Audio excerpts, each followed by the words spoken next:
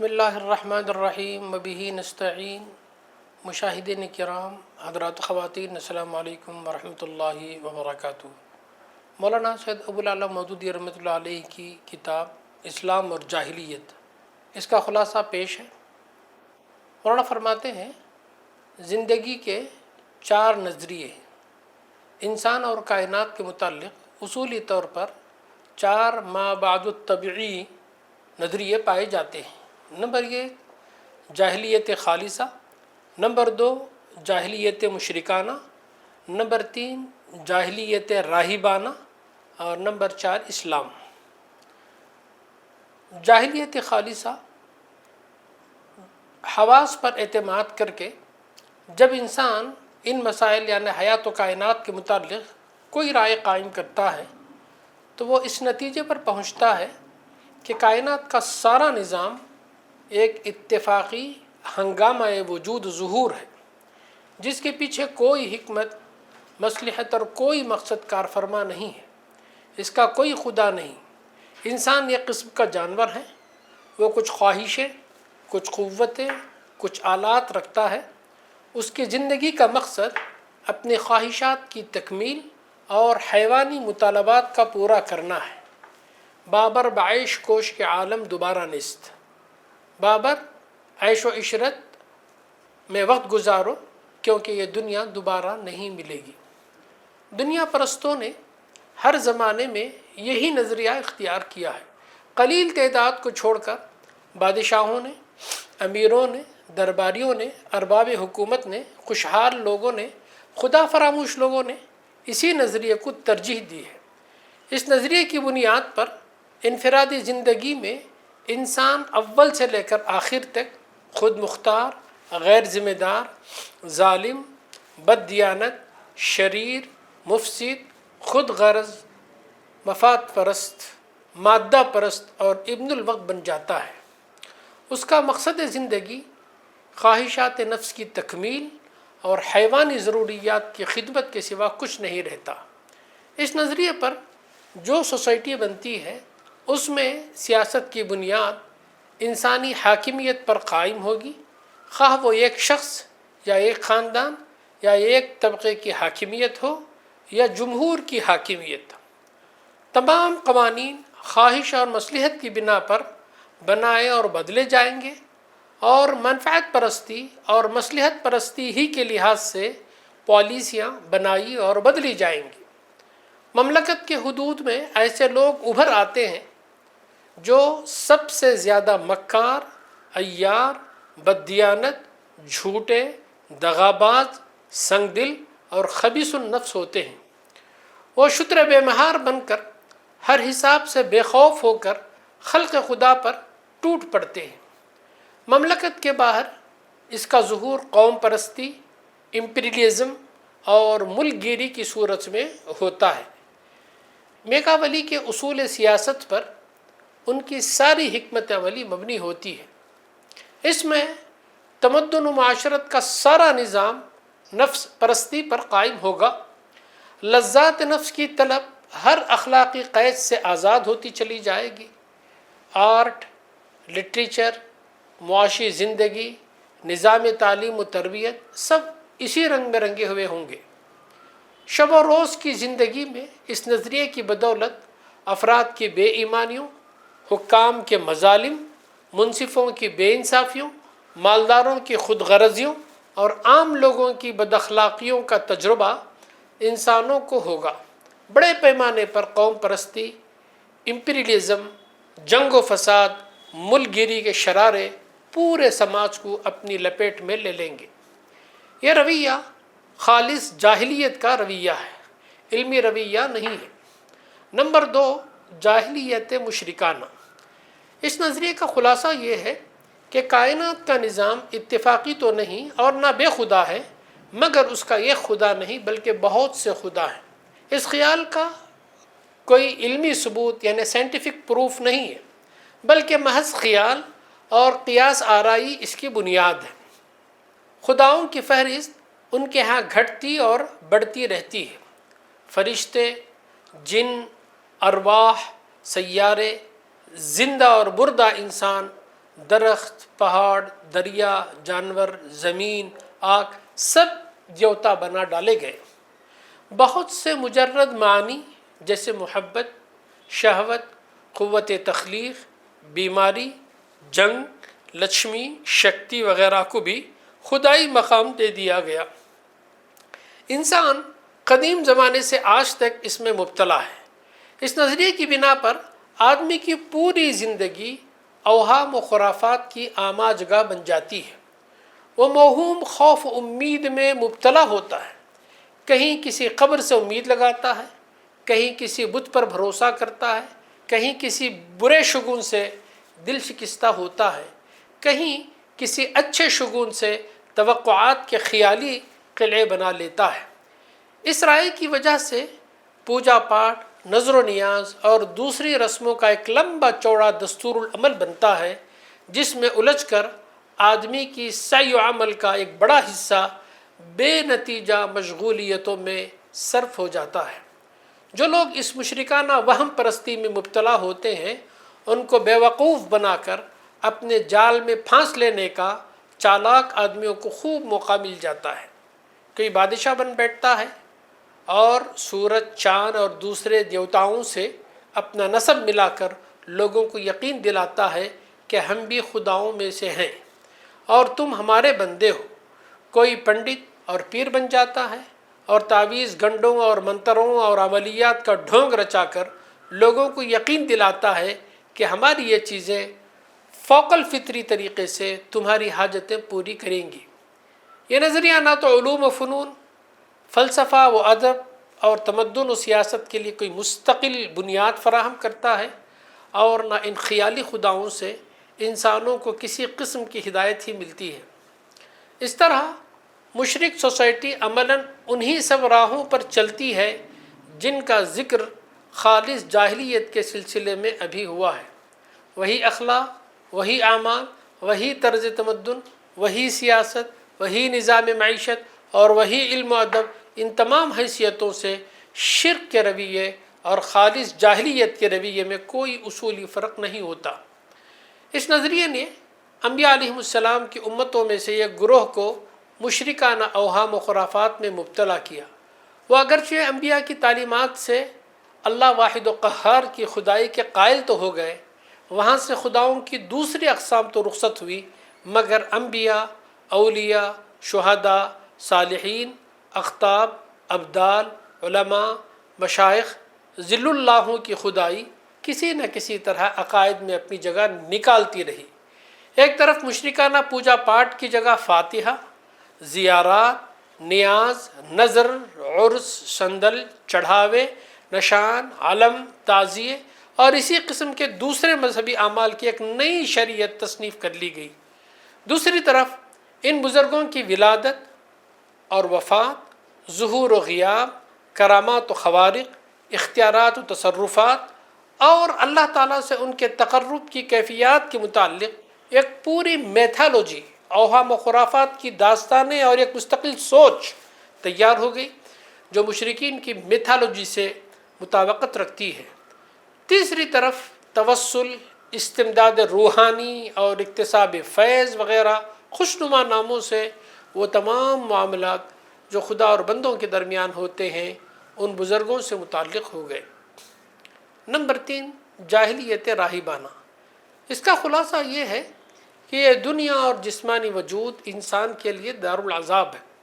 اس سے نجات کی واحد صورت یہ ہے کہ زندگی کے بکھیڑوں سے قطع تعلق کیا جائے، خواہشات کو مٹایا جائے، لذات سے کنارہ کشی کی جائے، جسمانی ضروریات اور نفس کے مطالبوں کو پورا کرنے سے انکار کیا جائے، ان تمام محبتوں کو دل سے نکال دیا جائے جو گوشت و خون کے تعلق سے پیدا ہوتی ہیں، اور اپنے اس دشمن نفس و جسم کو مجاہدات و ریاضات کے ذریعے اتنی تکلیفیں دی جائیں کہ روح پر ان کا تسلط قائم نہ رہ سکے، روح ہلکی اور پاک و صاف ہو کر نجات کے بلند مقامات پر اڑنے کی طاقت حاصل کر لے۔ اس راہبانہ جاہلیت سے انسان کے تمام رجحانات اجتماعیت سے انفرادیت کی طرف اور تمدن سے وحشت کی طرف پھر جاتے ہیں۔ وہ دنیا اور زندگی سے منہ موڑ لیتا ہے، ذمہ داریوں سے بھاگتا ہے، اس کے اخلاق زیادہ تر سلبی نوعیت کے ہو جاتے ہیں۔ تمدن میں اس رائے سے لوگوں کے اندر سلبی اخلاقیات، غیر تمدنی اور انفرادیت پسند انڈیویجلسٹک رجحانات اور مایوسانہ خیالات پیدا ہو جاتے ہیں، اور ان کی عملی قوتیں سرد ہو جاتی ہیں، وہ ظالموں کے لیے نرم نوالا بن جاتے ہیں، اور پھر انسانی فطرت سے اس راہبانہ نظریے کی مستقل جنگ رہتی ہے۔ یہ راہبانہ جاہلیت انسانی جماعت کے نیک اور پاکباز افراد کو دنیا کے کاروبار سے ہٹا کر گوشہ عزلت یعنی تنہائیوں میں لے جاتی ہے، اور بدترین قسم کے شریر افراد کے لیے میدان صاف کر دیتی ہے، تاکہ وہ خدا کی زمین کے متولی بن کر آزادی کے ساتھ فساد پھیلاتے رہیں اور نیک لوگ نجات کی فکر میں بیٹھے تپسیا کرتے رہیں، کار نبوت اور فرائض خلافت کی انجام دہی سے جی چراتے رہیں، اور چند خاص اعمال و عبادات کو نجات کا ذریعہ سمجھیں۔ اس ذہنیت نے انبیاء کی امتوں میں سے ایک گروہ کو مراقبہ، مکاشفہ، چلہ کشی، ریاضت، عملیات، مقامات روحانی کی سیر کی تعبیروں کے چکر میں ڈال کر فرائض سے زیادہ مستحبات و نوافل میں منہمک کر کے خلافت الہیہ کے اس کام سے غافل کر دیا، جس کو جاری کرنے کے لیے انبیاء علیہم السلام آئے تھے۔ اس چیز نے ان کے اندر جمود، تنخیالی اور کم حوصلگی پیدا کر دی۔ جاہلیت راہبانہ ہی کا ایک تصور ہما اوست یعنی وجود کلی اور وحدت الوجود ہے۔ اس کا خلاصہ یہ ہے کہ انسان اور کائنات کی تمام چیزیں بجائے خود غیر حقیقی ہیں، ان کا کوئی مستقل وجود نہیں ہے۔ دراصل ایک وجود نے ان ساری چیزوں کو خود اپنے ظہور کا واسطہ بنایا ہے، اور وہی ان سب کے اندر کام کر رہا ہے۔ یہ عقیدہ کہ ہر چیز میں خدا سرایت کیے ہوئے ہے، لیکن خدا ان سب سے سوا ہے، اس نظریے کی بنا پر انسان جو رویہ اختیار کرتا ہے وہ یہ ہے کہ اسے خود اپنے ہونے ہی میں شک ہو جاتا ہے، کجا کہ وہ کوئی کام کرے۔ وہ اپنے آپ کو ایک کٹھ پتلی سمجھتا ہے جسے کوئی اور نچا رہا ہے، یا جس کے اندر کوئی اور ناچ رہا ہے۔ وہ اپنے تخیلات میں گم ہو جاتا ہے، اس کے لیے نہ کوئی مقصد زندگی ہوتا ہے اور نہ کوئی راہ عمل۔ وہ خیال کرتا ہے کہ میں خود تو کچھ ہوں ہی نہیں، نہ میرے کرنے کا کوئی کام ہے، نہ میرے کیے سے کچھ ہو سکتا ہے۔ اصل میں تو وہ وجود کلی جو مجھ میں اور تمام کائنات میں سرایت کیے ہوئے ہے اور ازل سے ابد تک چلا جا رہا ہے، سارے کام اسی کے ہیں، اور وہی سب کچھ کرتا ہے۔ وہ مکمل ہے تو میں بھی مکمل ہوں، پھر کوشش کس چیز کے لیے؟ اس طرز خیال کے عملی نتائج تقریباً وہی ہیں جو راہبانہ نظریے کے سلسلے میں بیان کیے گئے ہیں۔ نمبر 4، اسلام۔ زندگی کے بنیادی مسائل یعنی حیات و کائنات کے متعلق رائے قائم کرنے کی آخری صورت یہ ہے کہ پیغمبروں نے ان مسائل کا جو حل پیش کیا ہے اسے قبول کیا جائے۔ جیسے کوئی ناواقف کسی واقف کار سے راستہ معلوم کرتا ہے، اس کا خلاصہ یہ ہے کہ یہ سارا عالم ہست و بود ایک بادشاہ کی سلطنت ہے، وہی اس کا مالک، آقا، حاکم، منتظم اور مدبر ہے۔ اس میں اس کے سوا کسی کا حکم نہیں چلتا، سب اسی کے تابع فرمان ہیں۔ انسان اس مملکت میں پیدائشی رعیت ہے، اس کا کام صرف یہ ہے کہ مالک الملک کی طرف سے جو ہدایت آئے اس کی پیروی کرے۔ اس ہدایت کے آنے کا ذریعہ وہی ہے، اور جن انسانوں کے پاس وہ آتی ہے وہ نبی ہیں۔ یہ دنیا اور دنیاوی زندگی دارالامتحان ہے، اس لیے یہاں نہ حساب ہے، نہ جزا اور نہ سزا۔ یہاں جو کچھ دیا جاتا ہے وہ کسی عمل نیک کا انعام نہیں، اور نہ کسی عمل بد کی سزا ہے، بلکہ امتحان کا سامان ہے۔ اعمال کا اصلی حساب اور فیصلہ مہلت کی زندگی ختم ہونے کے بعد ہے، اور اسی کا نام آخرت ہے۔ کون وہاں کامیاب ہوگا اور کون ناکام، اس کا دار و مدار اس پر ہے کہ اس نے اس امتحان کے مرحلے کو کیسے گزارا۔ حیات و کائنات کے اس نظریے پر جو تمدن بنتا ہے اس کا نقشہ دنیا کے دوسرے نقشوں سے بدلا ہوتا ہے۔ طہارت، لباس، خوراک، طرز زندگی، آداب و اطوار، شخصی کردار، کسب معاش، صرف دولت، ازدواجی زندگی، خاندانی زندگی، معاشرتی رسوم، مجلسی طریقے، انسان اور انسان کے تعلق کی مختلف شکلیں، لین دین کے معاملات، دولت کی تقسیم، مملکت کا انتظام، حکومت کی تشکیل، امیر کی حیثیت، شورا کا طریقہ، سول سروس کی تنظیم، قانون کے اصول، عدالت، پولیس، احتساب، فائنانس، امور نافعہ، صنعت و تجارت، خبر رسانی، تعلیمات اور دوسرے تمام محکموں کی پالیسی، فوج کی تربیت و تنظیم، جنگ و صلح، غرض اس کی ہر چیز اول سے آخر تک ایک خاص نقطہ نظر، ایک خاص مقصد اور ایک خاص اخلاقی رویہ کار فرما ہوتا ہے، جس کا براہ راست تعلق خدائے واحد کی حاکمیت اور انسان کی محکومیت اور مسئولیت اور دنیا کے بجائے آخرت کی مقصودیت سے جڑا ہوا ہوتا ہے۔ دنیا اور انسان کے متعلق یہ نظریہ جو پیغمبروں نے پیش کیا ہے ایک مکمل نظریہ ہے اور ایک علمی نظریہ ہے، سائنٹیفک تھیوری ہے، اور ایک قابل عمل نظریہ ہے، پریکٹیکیبل نظریہ ہے۔ انفرادی زندگی میں یہ نظریہ فرد کو ذمہ دار، جواب دہ اور منضبط بناتا ہے۔ اجتماعی زندگی میں اس نظریے کی روح سے تمام انسان خدا کی رعیت ہے۔ رعیت ہونے کی حیثیت سے سب کے حقوق یکساں، سب کی حیثیت یکساں، سب کے لیے مواقع یکساں، کسی شخص، کسی خاندان، کسی طبقہ، کسی قوم، کسی نسل کے لیے دوسرے انسانوں پر نہ کسی قسم کی برتری اور فوقیت ہے، نہ امتیازی حقوق۔ قبیلے، قوم، نسل، وطن اور رنگ کے تعصبات کا بھی یہ نظریہ خاتمہ کر دیتا ہے۔ اس نظریے پر جو سوسائٹی بنتی ہے اس میں اسٹیٹ انسان کی حاکمیت پر نہیں بلکہ خدا کی حاکمیت پر بنتا ہے۔ حکومت خدا کی ہوتی ہے، قانون خدا کا ہوتا ہے، انسان صرف خدا کے ایجنٹ کی حیثیت سے کام کرتا ہے۔ اسٹیٹ کے پورے نظام میں عبادت اور تقوی کی اسپرٹ پھیل جاتی ہے۔ راعی اور رعیت دونوں یہ سمجھتے ہیں کہ ہم خدا کی حکومت میں ہیں اور ہمارا معاملہ براہ راست اس خدا سے ہے جو عالم الغیب والشہادہ ہے۔